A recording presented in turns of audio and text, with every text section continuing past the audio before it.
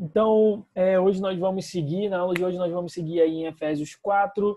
Nós estamos falando aí sobre a unidade da fé, falamos bastante sobre a unidade da fé na semana passada, a importância do credo, como que textos como o credo apostólico, eles nos ajudam a manter uma unidade, como que isso é importante. E quando a gente para pensar, por exemplo, sobre o credo ele teve uma importância gigantesca na hora de manter a igreja cristã como nós conhecemos hoje. Então, a gente sempre fala isso, né? Nós gostamos dessa parte de história da igreja, a Raquel até mais do que eu nesse ponto.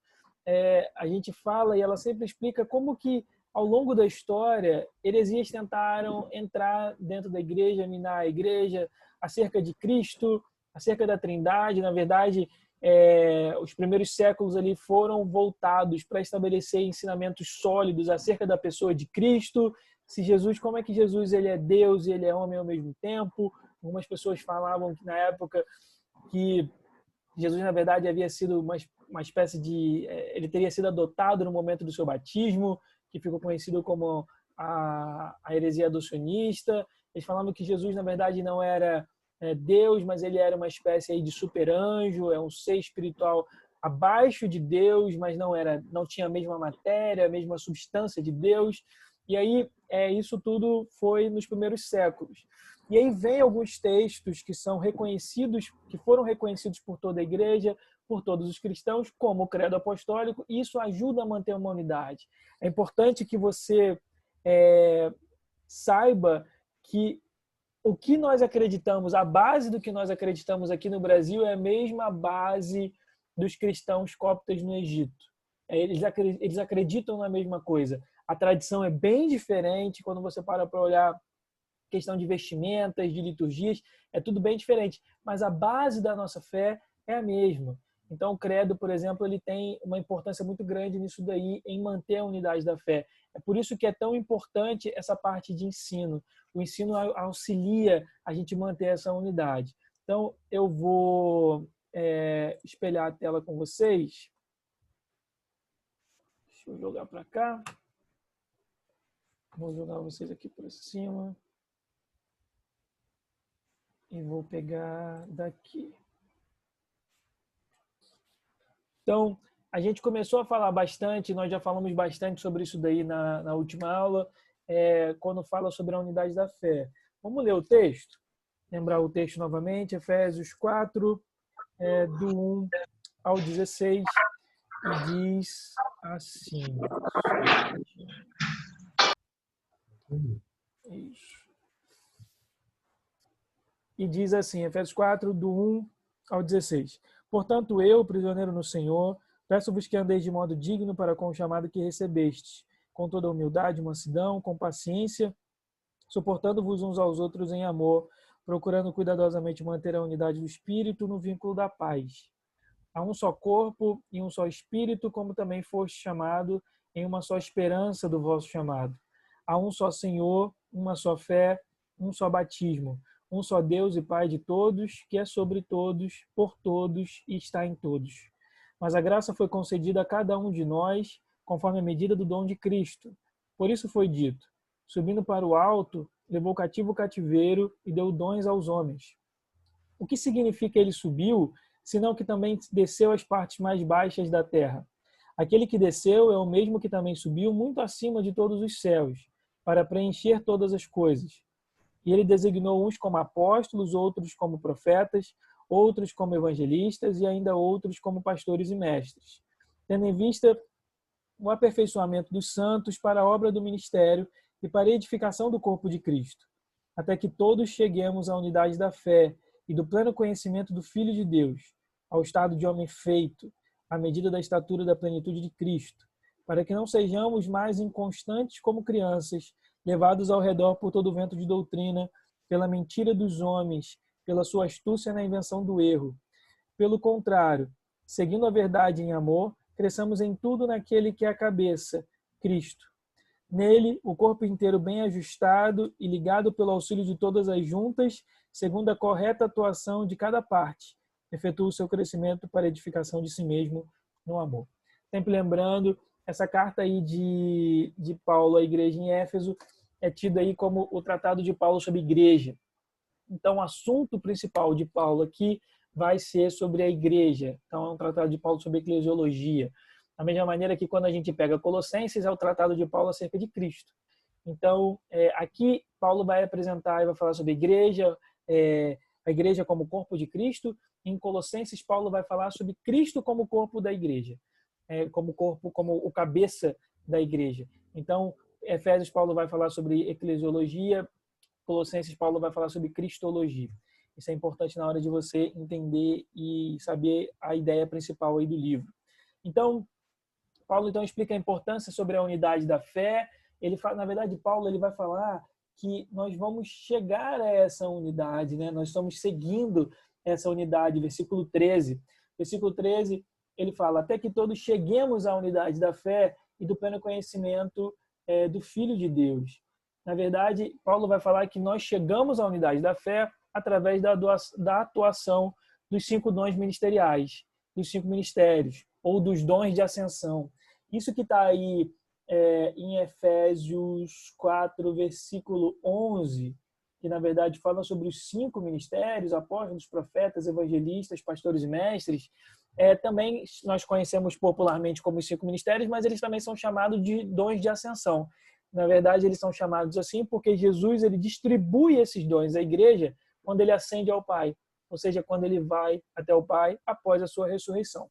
Então, através da atuação dos 5 ministérios, a consequência da atuação dos 5 ministérios é formar uma unidade de fé na igreja, é formar uma unidade de pensamento na igreja. É por isso que os 5 ministérios precisam trabalhar em conjunto. Uma igreja que só tem pastor é uma igreja disfuncional. Uma igreja que só tem profetas é uma igreja disfuncional. Uma igreja que só tem mestres é uma igreja disfuncional. O ideal é que os cinco dons trabalhem em conjunto na mesma comunidade, como ele acontece na igreja ao redor do mundo. A gente vai falar isso aqui um pouquinho mais para frente, com calma. Então, Paulo aí, olha para a sua tela, Paulo ele faz fala sobre a importância da unidade da fé. Na semana passada nós falamos sobre essa diferença. Unidade não é a mesma coisa que uniformidade, glória a Deus por isso. Eu trouxe todos esses textos. E aí, deixa eu passar aqui. Eu trouxe o texto que é o texto, na verdade, do Credo dos Apóstolos, né? Creio em Deus Pai Todo-Poderoso, Criador do céu e da terra, e em Jesus Cristo, seu Filho unigênito, nosso Senhor, o qual foi concebido pelo Espírito Santo, nasceu da Virgem Maria, padeceu sob o poder de Pôncio Pilatos, foi crucificado, morto e sepultado, desceu ao mundo dos mortos, ressuscitou no terceiro dia, subiu ao céu e está sentado à direita de Deus Pai Todo-Poderoso, de onde virá julgar os vivos e os mortos. Creio no Espírito Santo, na Santa Igreja Católica, a comunhão dos santos, na remissão dos pecados, na ressurreição do corpo e na vida eterna. Amém. Esse é o Credo dos Apóstolos, é um texto muito conhecido aí por todo o cristianismo espalhado pelo mundo, por todos os cristãos, principalmente aqueles que vêm de tradição católica. Não é um texto que pertence à Igreja Católica, é um texto que pertence ao cristianismo no mundo todo, e aí ele é muito importante, aquilo que eu falei lá no início, ele ajuda a manter essa unidade. E aí, por exemplo, eu falei sobre a importância de nós termos essa unidade, e aí eu trouxe um pouquinho aí sobre a confissão de fé que a gente tem preparado aí para a igreja, né? Para o Ministério Água Viva. Eu não vou ler todo, eu falei isso na última aula, mas é uma coisa que fala bastante sobre o que nós acreditamos. Por exemplo, não dá para falar sobre tudo. Então, por exemplo, quando aí no final a gente fala na família, né? Acreditamos na família como um plano de Deus. E aí a gente poderia muito bem dizer que nós acreditamos na família e que nós somos complementaristas, no sentido de que nós acreditamos que homens e mulheres têm papéis diversos, mas que eles se complementam. E é por isso que ambos precisam andar juntos, mas têm papéis e responsabilidades diferentes. Uma coisa interessante acerca da responsabilidade, quando Paulo ele vai falar sobre o pecado, lá o primeiro pecado, o pecado primordial, ou o pecado inicial, Paulo não fala do pecado de Eva. E quando a gente olha o relato, primeiro Eva come, depois ela dá para Adão comer. Mas quando Paulo ele vai falar sobre esse pecado, ele fala sobre o pecado de Adão. significa que o pecado, principalmente no âmbito da família, a questão da responsabilidade da família, ela é de responsabilidade do homem. Muito embora exista toda essa autonomia aí e tudo mais, mas o pecado não foi creditado a Eva. O pecado foi creditado a Adão. A responsabilidade foi dele. Então, o complementarismo ele vai falar um pouquinho sobre isso. Se vocês quiserem, vocês podem pesquisar isso na internet. A visão complementarista é interessante, na minha opinião, é uma visão bíblica. Seguindo aí, nós falamos um pouquinho, e agora eu vou pegar aqui a minha anotação. Nós falamos aí que é esperado que nós vivamos de uma determinada maneira. Pega Efésios 4:1, por favor. Efésios 4:1. Portanto, eu, prisioneiro no Senhor, peço-vos que andeis de modo digno para com o chamado que recebeste. Esse andar de modo digno é andar conforme um padrão. E é andar conforme um padrão moral. É andar conforme um padrão ético. Então, quando a gente vai falar aí, por exemplo, sobre caráter, qual é o texto que fala sobre caráter na Bíblia de uma maneira mais evidente? Mateus 5, 6 e 7. Mateus 5, 6 e 7. É o Sermão do Monte. Às vezes, quando a gente para olhar o Sermão do Monte, a gente acha que o Sermão do Monte é só Mateus 5 nas bem-aventuranças. Não é. Mateus 5, 6 e 7, Jesus falou em um único sermão. Ele sobe no monte e ele fala aquilo ali tudo, todo o texto de 5, 6 e 7. Então, ele é considerado aí a Torá do Reino de Deus, ou a Constituição do Reino de Deus, ou como o John Stott gostava de chamar, ele chamava de um manifesto de Cristo, era a maneira como Cristo esperava que você vivesse, que eu vivesse. Então, ali estabelece todo um padrão ético, um padrão de caráter. Quando você olha as bem-aventuranças só são sobre caráter, ok? Então, existe uma maneira que Cristo espera que nós vivamos. Fora disso, eu queria que você olhasse no seu texto, Efésios 4, versículo 2. Com toda humildade e mansidão e com paciência, suportando-vos uns aos outros em amor. Primeiro, são 4 características que você também vai encontrar no texto de Gálatas 5, do versículo 22 ao versículo 23, que é o fruto do Espírito. Humildade, mansidão, paciência e amor são manifestações do fruto do Espírito. Isso é muito importante porque isso, mais uma vez, fala sobre caráter. Deixa eu falar uma coisa para você que a gente sempre fala quando a gente dá aula sobre dons e ministérios. O dom, ele não é um selo de garantia para a pessoa. O exercício do ministério, ele não é um selo de garantia para a pessoa. O que é um selo de garantia para a pessoa? O que é um selo de garantia para mim é o meu caráter. É como eu me comporto quando não tem ninguém olhando, quando eu me comporto com pessoas que muitas das vezes estão aí socialmente abaixo de mim. É como eu me comporto com o pobre, é como eu me comporto com meu irmão, é como eu me comporto com a autoridade. Isso tudo fala sobre caráter. Não é porque uma pessoa tem um dom de profecia que necessariamente ela está aprovada por Deus. Não é isso. Mas, por exemplo, na minha opinião, e a gente sempre fala sobre isso, o caráter desqualifica... Espera aí. Entrou uma chamada.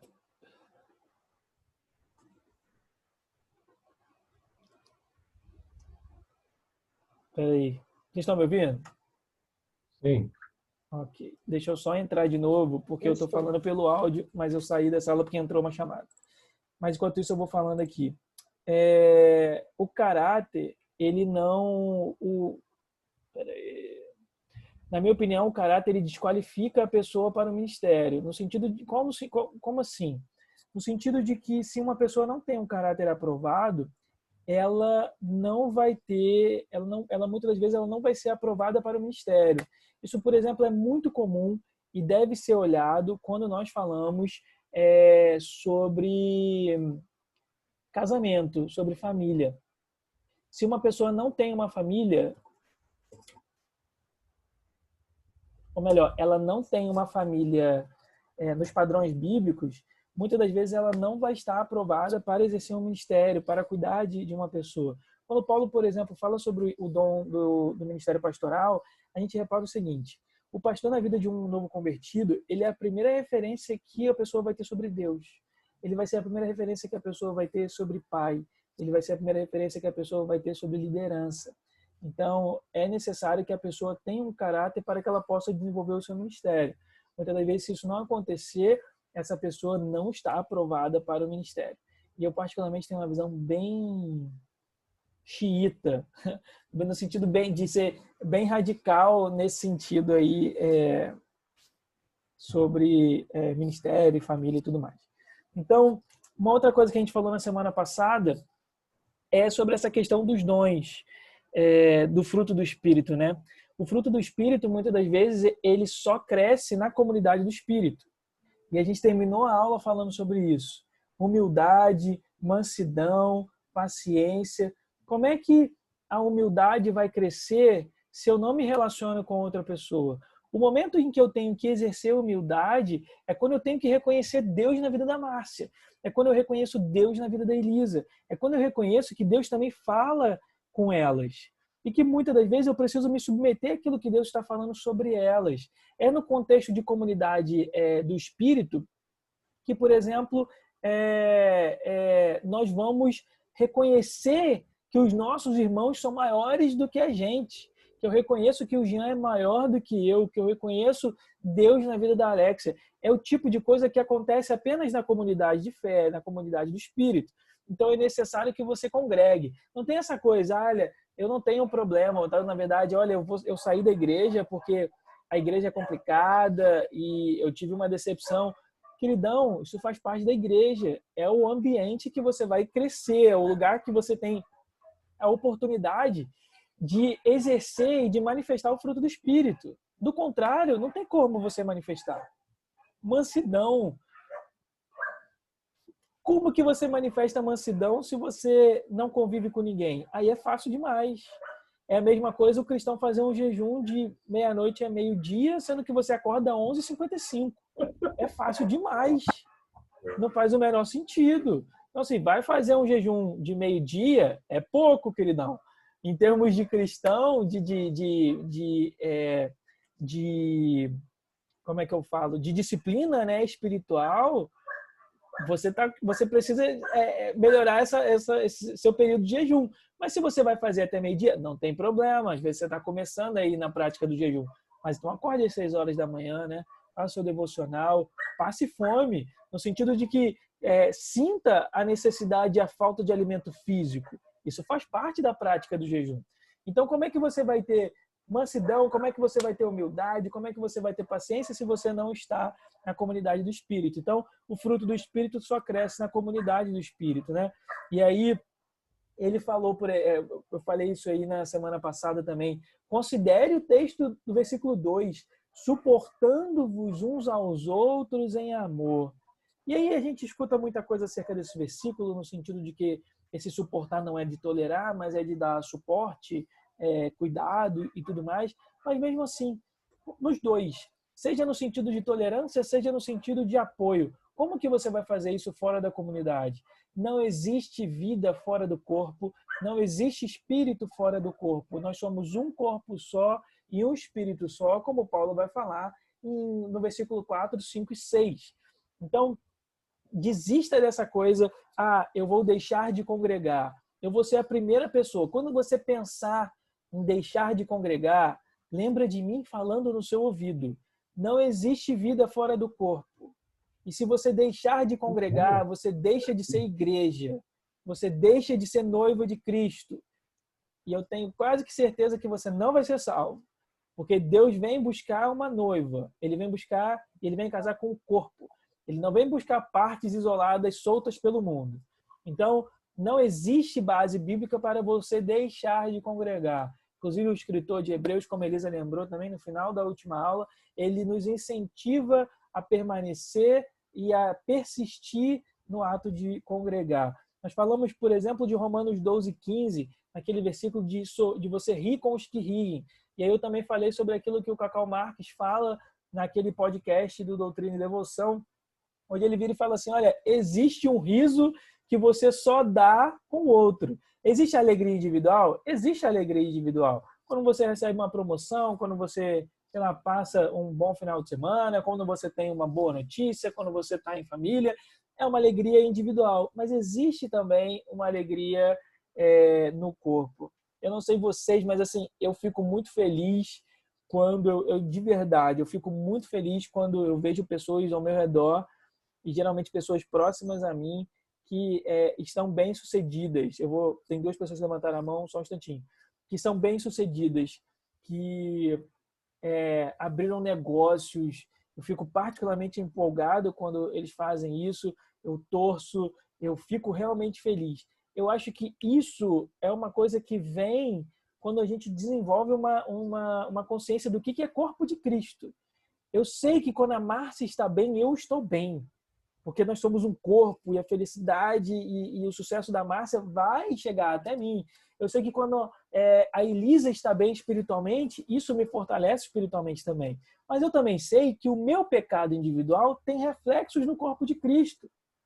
Por quê? Porque isso é princípio de corpo. O que um membro faz é sentido por todo o corpo. O que um membro vive é sentido por todo o corpo. Então, existe um sorriso, um riso, uma alegria que você só experimenta no sentido de comunidade. Pobres e quão tristes são aquelas pessoas que negam a comunidade, que negam o congregar. São pessoas infelizes. São pessoas que nunca vão ter aquela sensação, por exemplo, de nós estarmos em um lugar cheio e sei lá, batizarmos 10 pessoas, como aconteceu aí um tempo atrás, sei lá, um mês atrás, aqui em casa. Como que aquele dia foi feliz? Eu não sei se foi para você que estava aqui, se foi você que acompanhou, mas aquele dia para mim foi muito feliz e realmente foi feliz mesmo.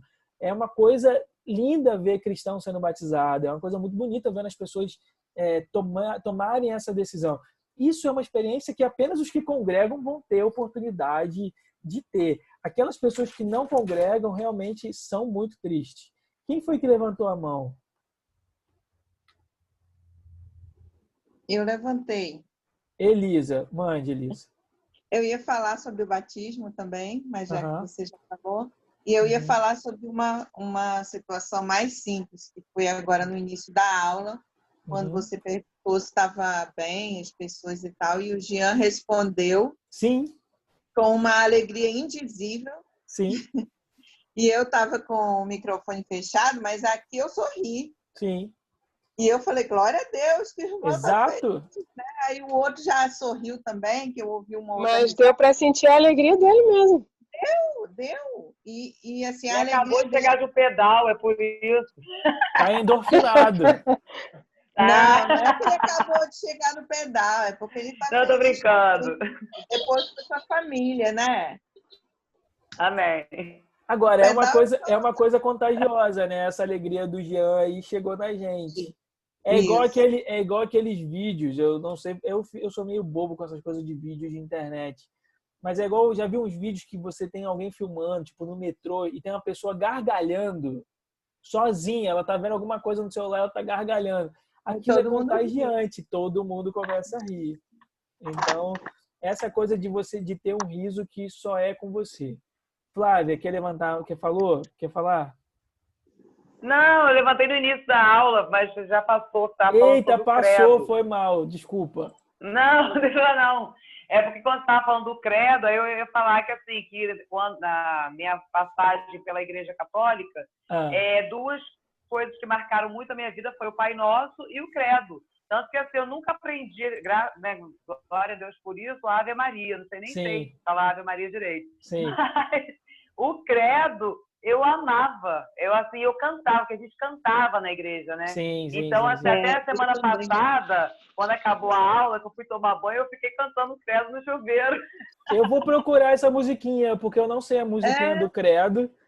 E assim... Eu sei o ritmo. Então, mas assim, eu cantava muito. Eu vou procurar de verdade, porque assim, eu não conheço o credo de cor. Eu não sei recitar o credo. Assim, na Igreja Católica tem algumas palavras que trocam, assim, é o mesmo sentido, mas trocam, né?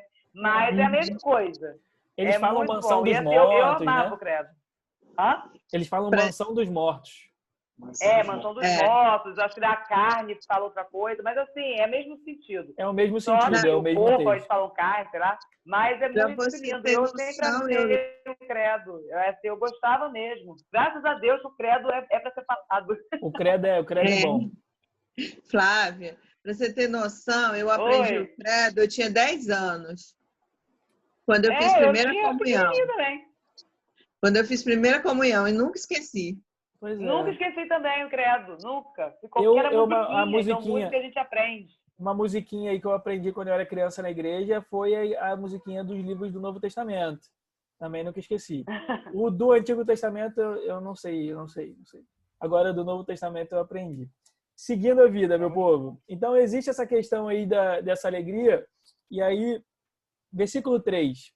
Versículo 3 de Efésios 4, procurando cuidadosamente manter a unidade do Espírito no vínculo da paz. Então, Paulo exorta a manter a unidade do Espírito. Isso significa que essa unidade ela não é uma unidade mecânica. Ela é uma unidade que ela é dada pelo Espírito Santo. Da mesma maneira, a nossa obrigação é apenas manter essa unidade. Não é criar uma unidade, mas é manter, é proteger essa unidade. É por isso que quando existe uma heresia que ela ameaça a unidade do corpo, é por isso que é tão importante que toda a igreja ataque essa heresia como se fossem células de defesa do corpo. Isso é fundamental. A gente não tem que... o Nicodemos falou isso uma vez. A gente não tem que ficar como cão farejador em aeroporto que cheira droga, cheirando heresia por aí, por cima do outro. Não é isso.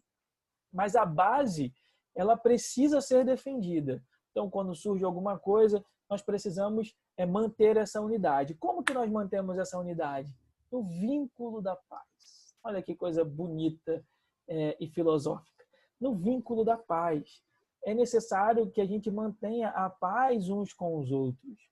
Por isso que Paulo vai falar para a gente não gastar tempo discutindo bobeira, vírgulazinha onde não está.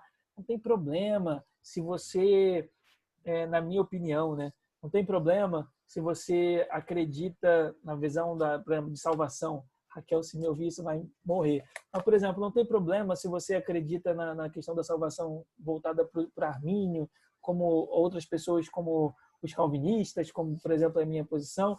Isso não vai mudar a questão da nossa unidade. Não tem problema, na minha opinião, sobre isso. Apesar de que eu acho que isso está realmente ligado à soberania de Deus e a você dar glória a Deus, mas esquece essa parte.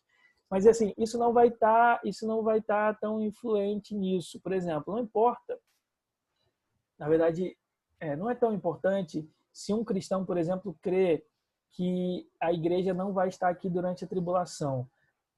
Entenda o que eu estou falando. Isso é um assunto muito importante, mas não é uma coisa que vai definir se o cristão vai ser salvo ou não. Existem coisas que não mudam. Agora, existem coisas que nós não temos como concordar, que nós não temos como andar junto. É o texto de Amós. Andarão dois juntos se não estiverem de acordo? Então, a gente precisa, como o Peter Wagner falava, a gente precisa escolher as batalhas que nós vamos travar. E aí, deixa eu ver o que tem depois desse slide. Já é Kuyper. E aí, ele segue falando no versículo 4. O versículo 4, o versículo 5 e o versículo 6 é uma espécie de confissão de fé. Paulo vai falar a palavra 1 7 vezes. Há um só corpo, um só Espírito, como também fostes chamados em uma só esperança do vosso chamado. Há um só Senhor, uma só fé, um só batismo, um só Deus e Pai de todos, que é sobre todos, por todos e está em todos. Esse texto é maravilhoso. Primeiro, há um só corpo, ou seja, uma só igreja. Não importa a tradição, não importa a placa que está no prédio, não importa se é uma Água Viva ou se é uma Batista, não importa se é uma igreja cópita ou se é uma igreja presbiteriana, não importa. É um corpo só, ok? Há um só corpo, ainda que esse corpo tenha aparências diferentes, tradições diferentes. É uma igreja só. É por isso que o credo vai falar sobre a catolicidade da igreja. Catolicidade é universalidade. A igreja ela é universal. Ela é uma única igreja. Então, por isso que ele fala que é um só corpo e um só espírito.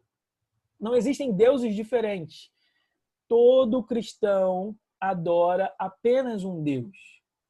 E a vida da igreja, ela é igual. A vida da igreja vem por um só Espírito, que é o Espírito Santo. Como também fostes chamados em uma só esperança do vosso chamado. Que chamado é esse? É o chamado da vocação? Não. É o chamado que Paulo vai falar em Efésios 1, quando ele vai falar sobre a nossa salvação, como nós fomos chamados por Deus para sermos salvos. Deus nos chamou para nós entrarmos na salvação dele. Então, quando fala chamar e esperança do vosso chamado, nesse texto, Paulo está se referindo à salvação. Então, aqui Paulo fala que é uma só igreja, um só Espírito, um só Deus e um só chamado acerca da salvação. Versículo 5. Há um só Senhor. Que Senhor é esse? Deus. Mas esse Senhor não é no sentido de sim, Senhor e sim, Senhora. Não é no sentido apenas de respeito, mas é no sentido de senhorio, é no sentido de dono, é no sentido de proprietário. Existe apenas um só Deus da coisa toda.